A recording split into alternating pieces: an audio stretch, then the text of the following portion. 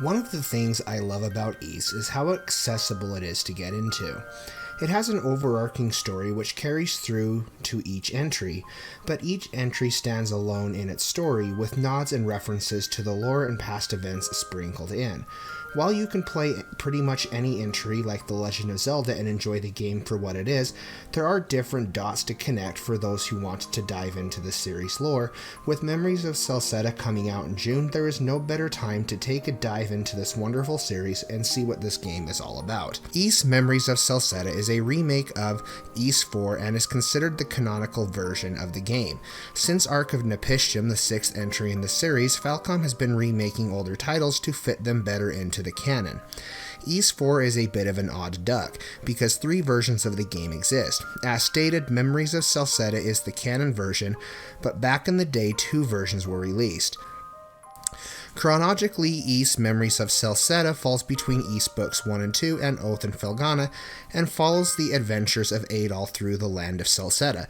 And I want to give a shout out to one of my subscribers, Vanished Omens, for giving me the information that I needed about Dawn of Ys and Mask of the Sun. He's kind of my go-to person when I need some information regarding some of the Ys titles. So thanks, bud. I know you're watching, and thank you so much for giving me that information to contribute to my review. Is Ys Memories of Celceta worth playing? Well, sit back, relax, subscribe to the channel, and let's find out together as we review Ys Memories of Celceta.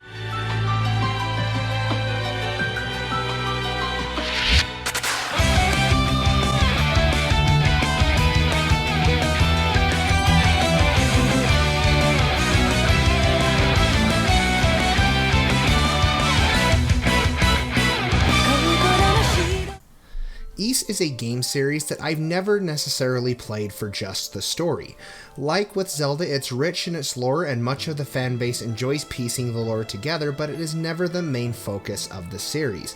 Ys Memories of Celceta tries to circumvent that by giving us a rich narrative.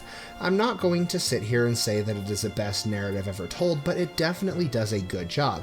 You once again take the role of Adol Christian as he makes his way through the land of Celceta. Rumors have reached far and wide of a young red-headed boy who restored the land of Ys. Adol has lost his memories and has no recollection of his prior adventures or the time spent in the forest of Celceta. After awakening, he meets up with Durin, another traveler. Together, they save a couple of villagers from the mine, and their efforts catch the eye of the commanding officer of the Roman Empire, named Griselda. Griselda tasks them with mapping the forest and reporting their findings. It is here Adol ventures into the forest to restore his memory and uncover the events and problems facing the inhabitants of the forest. Memories of Celceta takes a focus on the characters much more, and not just Adol, but the party as a whole. Many of the characters are given backstories and motives as to why they are also on this journey with Adol. As the other games so far have only had Adol as the playable character, the other party members join Adol in the fight as well. Much of the game's mystery surrounds Adol trying to regain his memories. This allows the developers to get creative with the game's concepts and dive a bit into what inspired Adol to adventure, as we get to see flashbacks with his dad. Ys has always tried to be more of a Zelda clone when it comes to its gameplay, and while Memories of Celceta has small elements of this, it feels far more removed from the series' roots as it tries to reinvent itself. Celceta plays much more like a Tales game. As I said, you're able to play as other party members, controlling them in battle, being able to issue them to either go more defensive or offensive when it comes to attacking. Depending on the party member, each one deals a certain type of damage: slash, pierce, or strike. It is up to you to figure out what enemy is weak against what. Much like the Tales games, you also have the ability to assign skills to specific button combinations. Party members will learn new skills as their level progresses. Celceta still focuses its efforts on evasive maneuvers and blocking to overcome bosses, a feature that I much enjoyed in Oath and Felghana. You'll be able to block and dodge enemy attacks. If you block an enemy attack at the right time, not only do you negate damage, you slow down time and you're able to do a counterattack. The same happens when you successfully dodge an enemy at the right time. It definitely helps to learn the pattern of the bosses and use this to your own advantage. Speaking of boss patterns, they are executed extremely well, as this was one of my gripes in Oath and Felghana, was almost how the enemy patterns seemed unfair at times at stacking the odds against you. If I was messing up on a boss, it was more than likely because of slow reaction or I myself wasn't getting down the pattern. Overall, combat is very enjoyable in this game despite being a bit button mashy. I never actually got tired of the combat. A bulk of the game has you exploring the Forest of Celceta.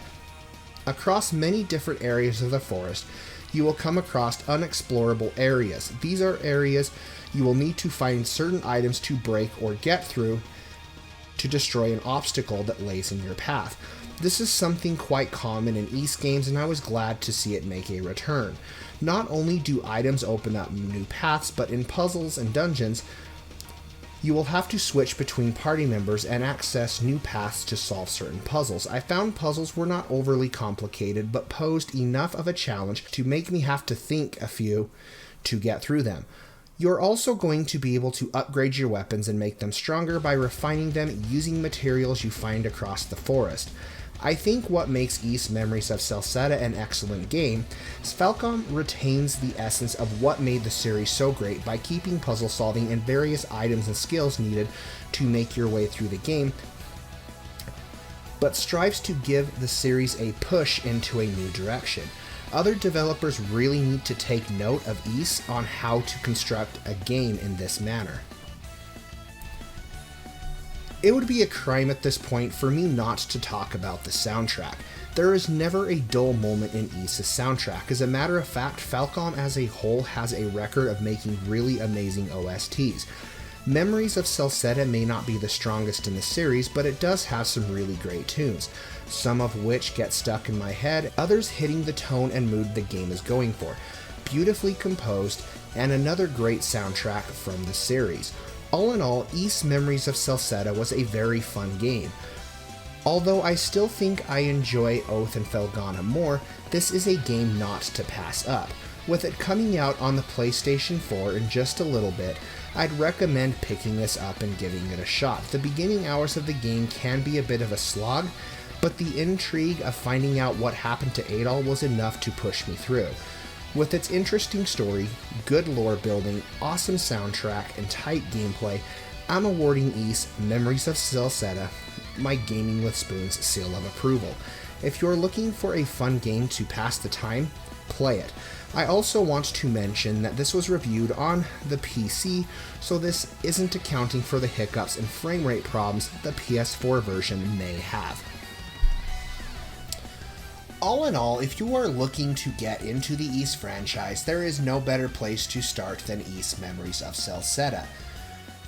It has a good story, something that's going to keep you interested, and it is a great way to dive into the lore that Ys has set forth.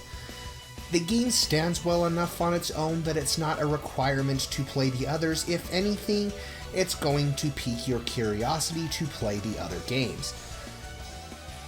So, definitely worth a shot. You guys know the drill though. Be sure to hit subscribe, ring that bell notification. Facebook and Twitter links going to be down below in that description box, so you guys can follow me over there. The next game we're going to be reviewing on the channel is of course Sakura Wars, as that was the game that won the poll. I'm also going to be playing Ys 5, Lost Kethin, Kingdom of Sand on the side. So you guys have a couple more reviews to look forward to. I will probably be streaming at least some of Sakura Wars over on Twitch, so if you guys want to head over to my Twitch channel, which is twitch.tv/gamingwithspoons, link also down below in the description, so you guys can see that being played live. And most importantly, stay happy, be happy, game happy. Spoons, it's checking out.